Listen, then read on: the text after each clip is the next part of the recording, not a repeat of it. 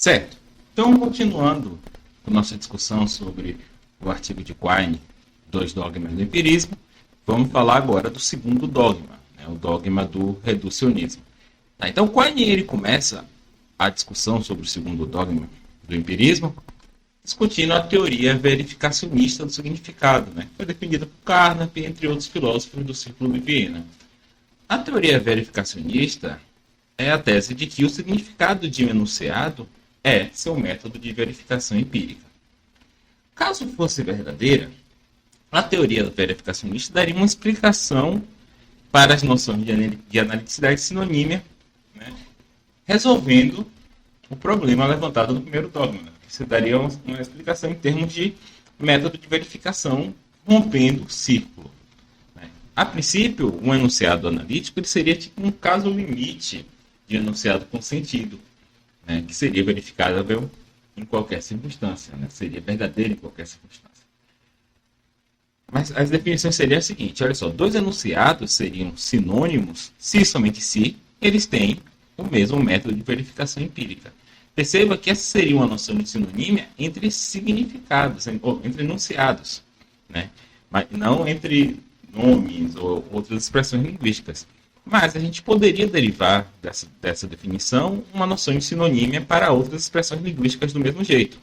Seria algo do tipo, olha só, duas expressões linguísticas quaisquer seriam sinônimas quando elas podem ser intersubstituídas num enunciado, resultando em enunciados sinônimos, né, no sentido acima.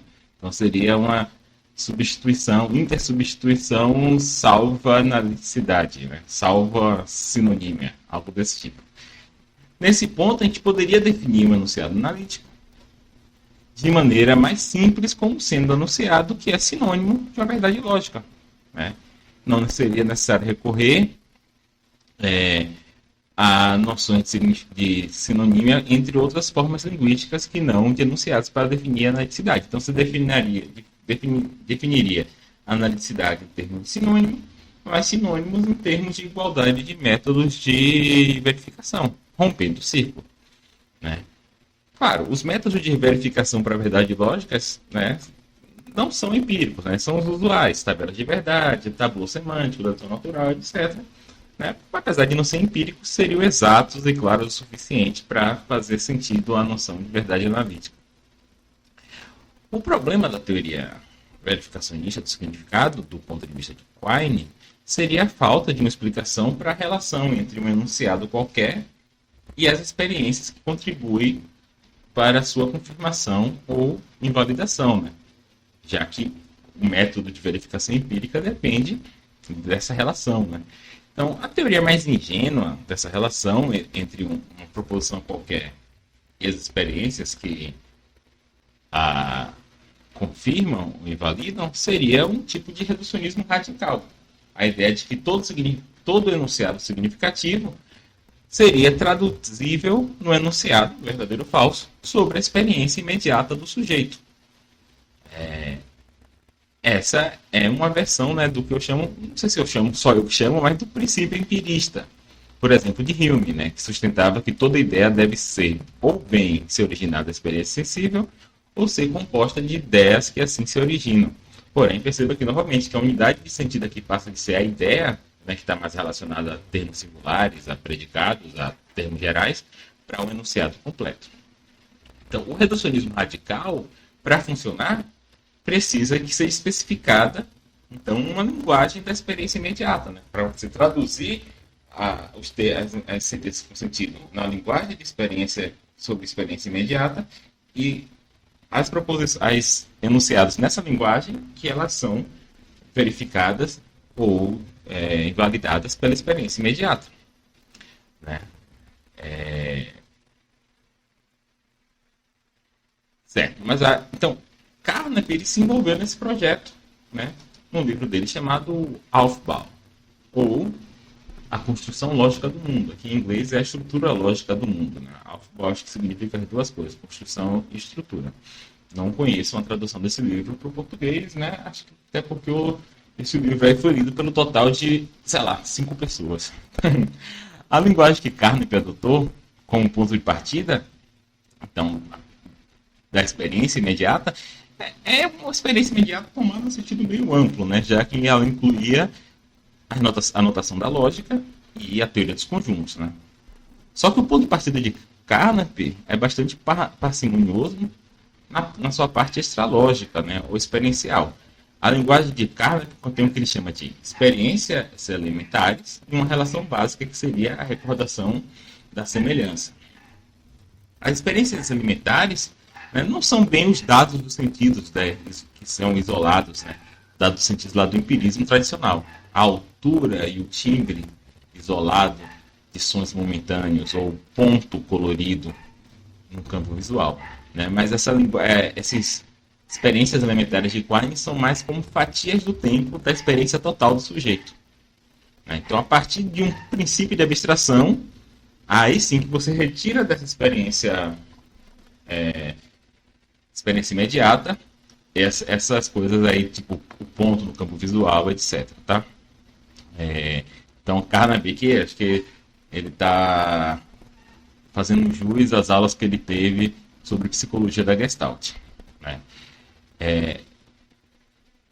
Então, a partir também desse princípio de abstração, que a gente pega várias dessas fatias do tempo e percebe similaridades, né, por causa da recordação da semelhança, e daí que a gente tem conceitos de indivíduos, de propriedades, de cor, etc, etc. Tá?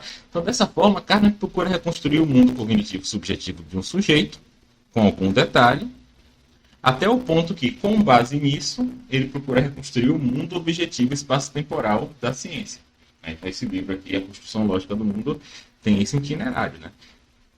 Eu acho um projeto muito interessante. Né? Em vez de afirmar simplesmente a redutibilidade da ciência, a experiência imediata, Carnap tentou levar a cabo essa redução. Independentemente do sucesso do projeto de Carnap, o ponto de Quine é que o dogma do reducionismo está por trás da suposição de que cada enunciado tomado isoladamente está sujeito à confirmação e validação. Tá? Quine aqui ele não dá um argumento, tá?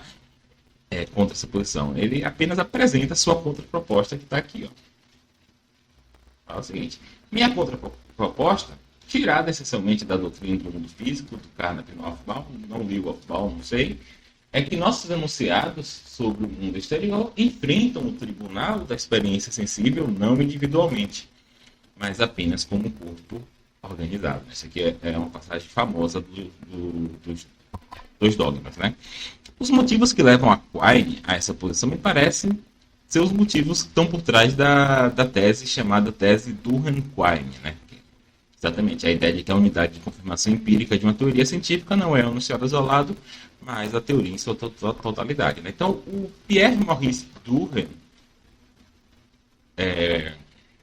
foi um físico, historiador da ciência, da virada do século XIX e XX, né? É por isso que o nome dele está primeiro na tese, porque ele é mais velho, e ele defendeu a mesma coisa que Quine nesse sentido. Né? Quine até, se você perceber bem aqui você tem uma nota 19, nessa nota 19 é exatamente essa doutrina discutida com propriedade por Durkheim, 1906. Né? Então, Quine está reconhecendo aqui que o Durkheim discutiu isso antes dele. Então, o que Durkheim cita como justificação para essa tese do Durkheim-Quine? Durkheim ele cita casos históricos em que o conflito entre um enunciado central de alguma teoria científica e a evidência empírica é acomodado não pelo abandono, né? Você tem uma teoria, você tem um enunciado de uma teoria e ele é validado pela experiência. Nesses casos que Durkheim cita, o enunciado ele não é abandonado, mas a teoria como um todo é modificada de modo a ficar compatível com aquela evidência. Né? Isso teria acontecido, por exemplo, com a teoria newtoniana da gravitação universal, quando se constatou que a órbita de Plutão não era totalmente elíptica. Então, essa observação poderia ter invalidado a teoria. Né? Estava em conflito direto com a ideia de que as órbitas do planeta são elípticas. Mas ela foi acomodada pela suposição de que havia outro planeta, Netuno, cuja presença provocava um desvio na órbita de Plutão. Netuno posteriormente foi descoberto E isso acabou resultando em tornar a teoria mais suportada, né? O que não teria acontecido se ela tivesse sido abandonada por causa da primeira choque com a evidência. Sendo assim, não seria verdade que o significado de enunciado é a sua verificação empírica dada isoladamente de outros enunciados, como se cada enunciado tivesse a necessidade de uma confirmação empírica individual. Né? E é relevante aqui que se tem em Durkheim um caso em que ele argumenta a partir do modo como a ciência de fato é feita para o modo como ela deve ser feita. Né? Isso aqui é um tipo de argumento que fica muito comum no século XX, por exemplo, com Kuhn, né? Argumentos a partir da história da ciência. Quine conclui, então, que uma teoria científica deve ser tomada como não como um mero conjunto de enunciados verdadeiros, mas como um conjunto de enunciados que se sustentam entre si. Né? Então, voltando aqui ao Quine, nas palavras de Quine, a totalidade da ciência é como um campo de força, né? Tem essa metáfora do campo de força, cujas condições limítrofes apenas é a experiência. Então, ou seja, apenas a periferia da teoria está conectada diretamente com o mundo da experiência, enquanto seu núcleo seria composto por enunciados teóricos que não são diretamente verificáveis. Né? Mas o sentido desses enunciados não se dá por uma redução a uma proposição sobre a experiência imediata. O sentido do enunciado está no fato dele estar nesse campo de força cujas bordas tocam a experiência. Tá? Então, um conflito com a experiência na periferia do campo deve ocasionar reajustes no interior do campo, né, para acomodar aquela nova evidência. E os valores de verdade de alguns enunciados vão ser mudados. Né? E aí, tudo bem, tendo reavaliado algum enunciado, muitas vezes vamos ter que reavaliar outros, né? Outros enunciados que vão estar conectados logicamente com os primeiros, ou que podem ser, pode ser enunciado sobre as conexões lógicas entre enunciados, algo desse tipo. Mas esse é o ponto.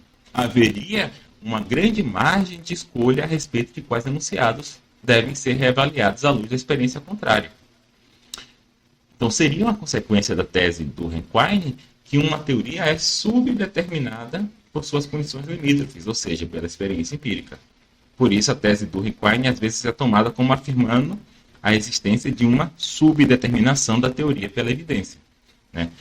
Se essa visão está correta, seria equivocado falar do conteúdo empírico de um enunciado em isolado, né? Especialmente quando se trata de um enunciado distante da periferia experimental do campo.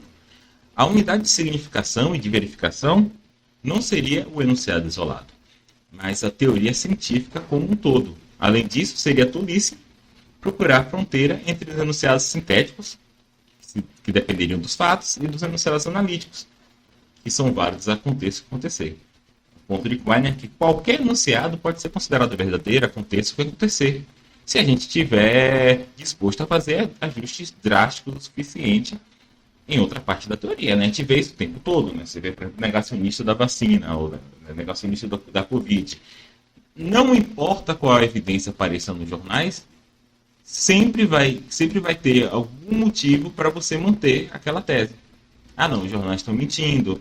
Ah, não, mas isso daí é uma exceção. Né? Sempre você consegue reajustar sua teoria de modo a ela estar coerente com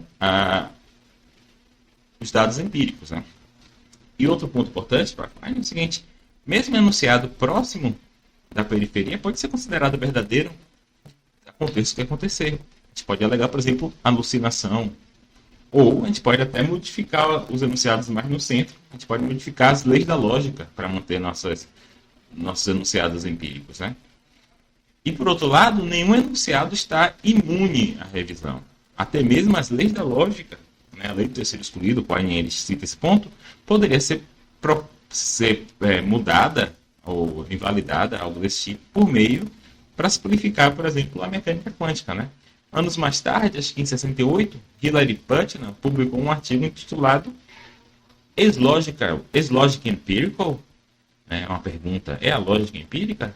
No qual é discutido exatamente os status epistêmicos das regras da lógica, das leis da lógica, a partir de casos como esse. Então, Quine ele usa essa arquitetura das teorias científicas, advinda dessa tese de Quine, para explicar nossa propensão a aceitar uma distinção entre análise sintética, ou seja, ele tá aqui dando uma teoria do erro. Isso é um ponto importante, tá, gente? Sempre que um filósofo ele argumenta contra algo que é aceito amplamente, ele precisa explicar por que as pessoas que não são burras estão caindo nesse erro, né? Ele precisa explicar isso. E aqui ele está tentando explicar. Ele está falando o seguinte: o que ocorre é que estaríamos mais propensos a abandonar certos enunciados em face à invalidação empírica, dependendo da sua posição relativa na arquitetura da teoria, mais central ou mais periférica. Mais especificamente, estaríamos mais propensos a abandonar os enunciados periféricos, mais próximos da experiência, os sintéticos, que os centrais, que seriam analíticos. E por isso pensamos que esses enunciados têm estatutos diferentes, mas o ponto de Quine aqui não tem. Primeiro, porque tudo aqui é uma questão de grau. Você tem enunciados mais para a periferia e mais para o centro. Você não tem os sintéticos do analítico, você tem graus, né? E, em segundo lugar, você perceba que essa distinção aqui diz respeito às nossas propensões, né? Então não há uma distinção objetiva no mundo, não há uma distinção semântica real. É uma distinção sobre o que nós estamos propensos a pensar, a fazer, né? Então, como eu disse antes, o caso da invalidação, no caso de invalidação empírica, o caso limite da reorganização da teoria seria mudar o centro, seria mudar os enunciados analíticos. Esses casos seriam, no mínimo, raros. E isso nos faz crer que esses enunciados eles são imunes às evidências. Mas não são, entendeu? Eles estão no mesmo pé de qualquer outro, é só uma questão de posição relativa na estrutura da teoria. Então, para Quine, os dois dogmas se baseiam na ideia comum de que a verdade do enunciado depende de dois componentes separados, um componente linguístico e um componente factual. As proposições analíticas seriam aquelas que dependem só do componente linguístico e as sintéticas seriam aquelas que dependem só do componente factual. Só que, para Quine, ele fala o seguinte: todavia, a ciência tem uma dupla dependência da linguagem e da experiência. Mas essa dualidade não é significativamente delineável nos enunciados da ciência tomados um por um. Então, você pegando um enunciado separadamente, você não consegue dizer se ele depende só da evidência, mais da linguagem. Somente na arquitetura da ciência você consegue saber que aqueles mais no centro dependem menos da evidência, ou estão menos ligados à evidência, aqueles da periferia estão mais ligados à evidência. Então, a posição de Quine é que é necessário aceitar o fato de que não apenas o nosso conhecimento, mas também o significado dos enunciados é dado por uma rede de crenças. Isso aqui é importante na epistemologia, né? uma posição coerentista, onde as informações linguísticas conceituais e os dados empíricos ou factuais estão inseparavelmente ligados.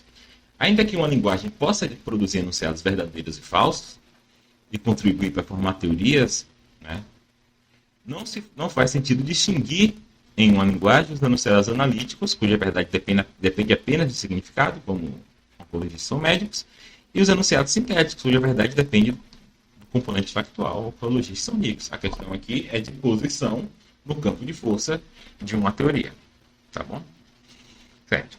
Então, falado aqui dos dois dogmas, eu queria falar de uma seção agora do artigo de Quine chamado Empirismo sem dogmas. Tá? Então, Quine ele coloca em dúvida uma dicotomia fundamental do pensamento filosófico, né? A saber, a distinção entre analista e sintético. Né? A ideia de que você tem proposições analíticas, cuja verdade depende do significado, e proposições sintéticas, que dependem do fato. Para ele, todo enunciado, ao mesmo tempo, embora talvez em diferentes medidas, né, dependendo da posição no campo de força da ciência, depende da linguagem e do fato, não se pode separar o componente linguístico e factual, na verdade, de um enunciado. Então, Quine então desenvolve a ideia de um empirismo sem dogma, ou seja, um empirismo que não aceita nem a distinção entre analítico e sintético, nem o reducionismo. Então, o ponto é que a crítica a esses dois dogmas não implicaria no abandono de uma visão profundamente empirista, mas teria algumas consequências importantes para a filosofia. Tá? A primeira consequência, segundo Quine, seria uma mudança de direção rumo ao pragmatismo. Eu acho que ele exagera um pouco nesse ponto, tá? Mas eu acho que pelo menos em direção ao antirrealismo, sei lá, em relação a espécies naturais, esse tipo de coisa, eu consigo ver que houve uma pequena guinada nessa época. Pensa, por exemplo, no Nelson Goodman. Outra consequência diz respeito ao modo de entendermos as relações entre ciência e filosofia, que estavam, a princípio, rigidamente separadas por essa dicotomia. Né? A ideia seria que a filosofia, ao filósofo, cabe as tarefas conceituais das verdades analíticas, né? Por mais que os filósofos não tratem só de verdades analíticas, né? Mas por excelência, e aos cientistas caberiam descobrir as verdades factuais. Como essa distinção agora foi colocada em questão, essa fronteira também é colocada em questão. Tá? O pragmatismo ao qual Quine se refere me parece ser um tipo de instrumentalismo em filosofia da ciência. Ou seja, a visão de que o valor de conceitos e teorias é determinado não pelo fato delas serem literalmente verdadeiras ou falsas, mas pela medida em que elas ajudam a fazer previsões precisas ou a resolver problemas conceituais. Nesse sentido, o Quine aqui é o seguinte, olha só. Aqui, ó. As passagens são bem fortes, né? Tá aqui assim. Os objetos físicos são inseridos conceitualmente na situação como intermediários convenientes. Né? A ideia de que há objetos físicos. Né? O cético perguntar, existe um mundo externo? A gente fala que sim. A gente fala assim, olha, esses objetos são inseridos apenas como intermediários convenientes. Não pela definição em termos de experiência, mas simplesmente como postulados irredutíveis. Olha esse ponto aqui agora. Comparáveis epistemologicamente aos deuses de Homero. Depois ele fala o seguinte, o mito dos objetos físicos só que perceba, ele acha que o mito dos objetos físicos é superior à maior parte dos mitos, na medida em que se mostrou mais eficaz do que os outros como dispositivos para fazer operar uma estrutura manipulável no fluxo da consciência. Então, não é assim, epistemologicamente dá no mesmo o mito dos objetos físicos e dos deuses de Homero, mas o mito dos objetos físicos ele é preferível no sentido de que leva a fazer ciência que consegue fazer muita coisa, consegue construir ponte, consegue botar homem na lua, etc, etc. E o mesmo vale para os objetos microscópicos. Aqui, ó. Os objetos no nível atômico são postulados para tornar mais simples e mais manipuláveis as leis dos objetos macroscópicos. E, em última instância, as leis da experiência.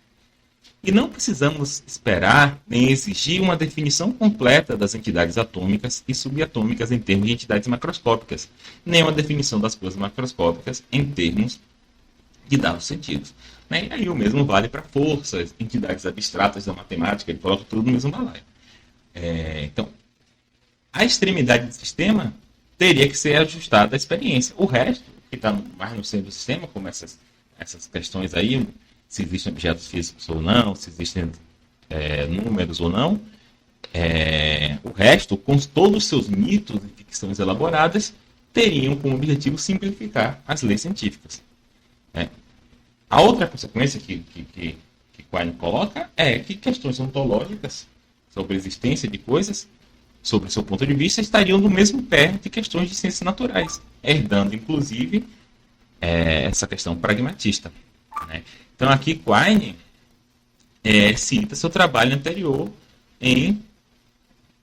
sobre o que há. Né? Aqui, ó. Considere a questão da possibilidade de admitir as classes, né, os conjuntos, como entidades. Como eu já indiquei, né, sobre o que há, trata-se da questão da possibilidade de quantificar a respeito de variáveis que tomam classes como valores. Essa não é uma questão de fato, mas de escolha de uma forma linguística conveniente. Um esquema ou estrutura conceitual conveniente para a ciência. Então você pergunta assim para Quine, conjuntos existem? Ele, sim, existem. Ah, mas você já viu um conjunto? Você tem um argumento aí super a priori para dizer que conjuntos existem? Não. Conjuntos existem simplesmente porque existe teoria dos conjuntos. Lá, ela fala coisa do tipo, todo conjunto, o conjunto A é igual ao conjunto B se somente se seus membros são iguais. Então, ela quantificou sobre o conjunto. Para todo conjunto A, para todo conjunto X e Y, X é igual a Y se somente se eles tiverem os mesmos membros. Ou existe um conjunto vazio. Né? Então, essas teorias quantificam sobre conjuntos, por um primeiro lugar, E elas são boas, elas são importantes. Por quê? Porque a teoria dos conjuntos você usa depois para fazer teoria da computação. E você usa a teoria da computação para fazer o computador. E agora eu estou gravando isso aqui no computador. Então, nossas melhores teorias quantificam sobre conjuntos. Por isso eu aceito que existem conjuntos. Então, a ontologia para Quine é isso daí. Tá? Então, por estar no mesmo pé da ciência natural, questões de ontologia seriam resolvidas da mesma maneira. Por questões de inferência abdutiva, vamos dizer assim, né? Quine não usa esse termo, tá? A questão de haver classes parece mais uma questão de um esquema conceitual conveniente. A questão de haver centauros ou casas de pau a pique na Avenida Paulista, tá, isso aí só tá na... Eu acho que só tá na versão traduzida, tá? Olhando na outra versão, não tem falando na Avenida Paulista, não. Parece mais uma questão de fato, né? Então a questão de haver centauros... Então, vou repetir. A questão de haver classes parece ser uma questão de esquema conceitual. A questão de haver centauros ou causa de pau a pique parece ser uma questão de fato. Tenho frisado que a diferença é apenas de grau e que provém de nossa inclinação vagamente pragmática para ajustar uma fibra do tecido da ciência em vez de outra. A gente prefere geralmente ajustar as coisas que estão próximas da periferia do que as que estão no centro. A gente é mais recalcitrante, pensa duas vezes antes de mudar uma lei da lógica. Mas simplesmente isso é uma inclinação nossa vagamente pragmática.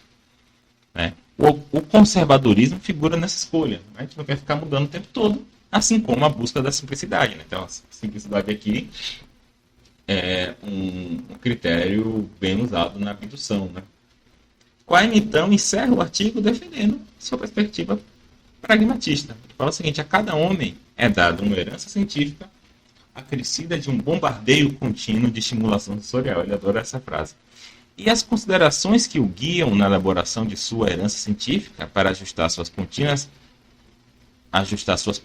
estações sensoriais são, quando racionais, pragmáticas. Tá? Então, é isso. Tá? Espero que vocês tenham gostado aí do Quine, concordando ou não. A gente se vê outro dia. Abraço.